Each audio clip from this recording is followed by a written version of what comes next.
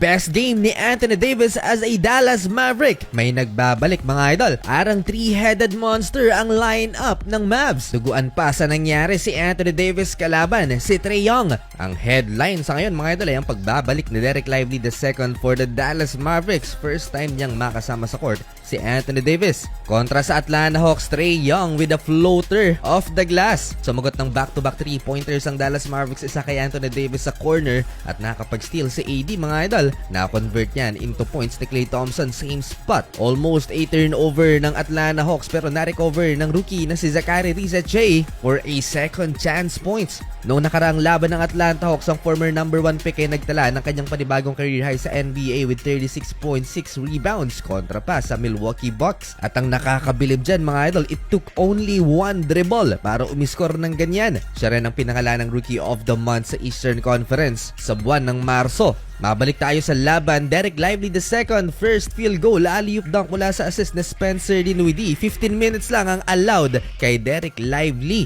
May minute restriction pa mga idol pero andyan naman si Daniel Gafford off the bench. Anthony Davis malayang nakakapag-operate sa paint, talagang binibigyan siya ng space na makapag-penetrate sa depensa ng Atlanta Hawks. May counter si Onyeka Okongwu, pick and roll mga idol. Hindi na na-contest pa ni Daniel Gafford. Natalo last game itong Atlanta Hawks at natambakan pa ng low-seeded team na Trail Blazers. Solid ang simula ni Daniel Gafford, moving like Anthony Davis, spin cycle over Onyeka Okongwu. Dikit lang ang laban sa opening frame. Balanseng-balanse ang scoring ng Atlanta Hawks mga idol, led by Trae Young, 7 points. Eto, Anthony Davis to Daniel Gafford connection. Pinigyan ng napakagandang labas ni Anthony Davis. At sa fast break, Anthony Davis na-reverse pa. Total of 13 points ang naitala ni AD dito lang sa first quarter. Bumabalik na ang dating Anthony Davis. Malaking problema ng Atlanta Hawks pag nagsasabay ang either two of the three big men ng Dallas Mavericks, tulad na lamang sa play na to. End of first quarter mga idol, duguan si Anthony Davis friendly fire, nasiko siya ni Daniel Gafford. Accidental ang nangyari, lamang ng dalawang Atlanta Hawks 34-32. Balik sa locker room si AD. Second quarter on pace si Trae Young for another double-double performance. Well, sagutan sa 3-pointer Caleb Martin and Klay Thompson with a 3-point basket habang si Trae Young bumitaw ng napakalayong tres, almost logo shot. No sign of Anthony Davis sa bench ng Dallas Mavericks, buti na lang nag-step up si Spencer Dinwiddie.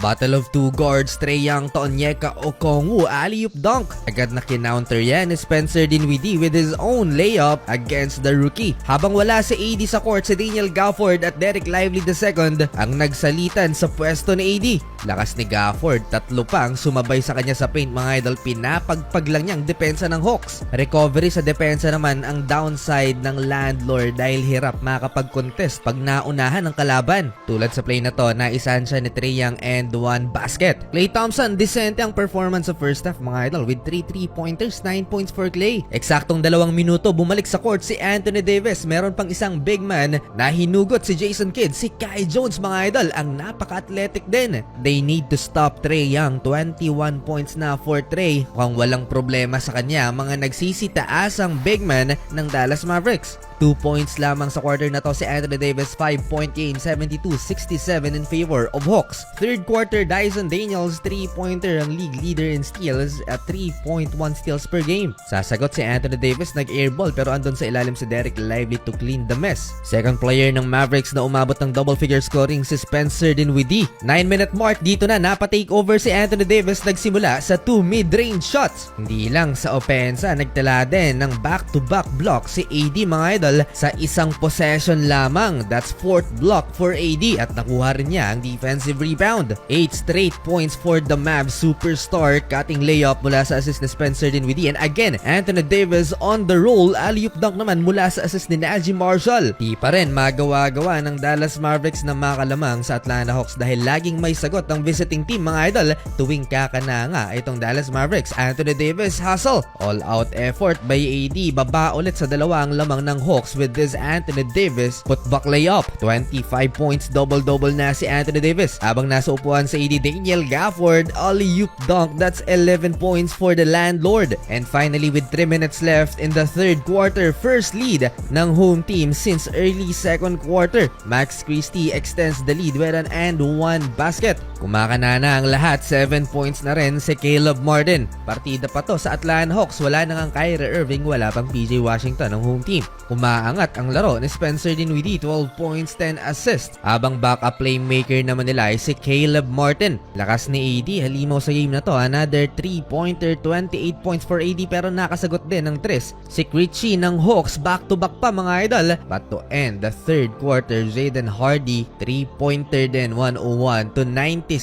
5-point lead Dallas. Fourth and final quarter, sinimula ni Klay Thompson ang mainit na opensa ng home team. 3-pointer again for Klay. Tumatakbo ang Dallas Mavericks, Derek Lively to Anthony Davis, alley-oop dunk. Di lang yan, tuluyang na-hype ang crowd sa alley-oop dunk ulit ni AD mula sa assist ni Klay Thompson. Napatawag na ng timeout ang Atlanta Hawks dahil 12 points na ang kanilang hinahabol. 32 points and counting for the former Los Angeles Lakers, Derek Lively sa ilalim. Draws a foul and after niya, nilabas na siya after playing 16 minutes. Tapos na ang kanyang minuto. Only one field goal with 4 points sa kanyang pagbabalik. Pero hindi pa pwedeng mag-relax ang Dallas Mavericks dahil itong Atlanta Hawks nag-mini run led by Trae Young at mabilis nilang naibaba sa 5 ang lamang ng home team, 109-104. Mukhang macho-choke pa ang Dallas Mavericks 11-2 run ng visiting team. Baba na lang sa isa ang lamang ng Dallas, 111-110 halfway. Down the stretch, Klay Thompson, tough bucket sa corner mga idol, long 2-pointer. Sumagot sa Onyeka Okongwu mga idol, big time shot over Anthony Davis and one.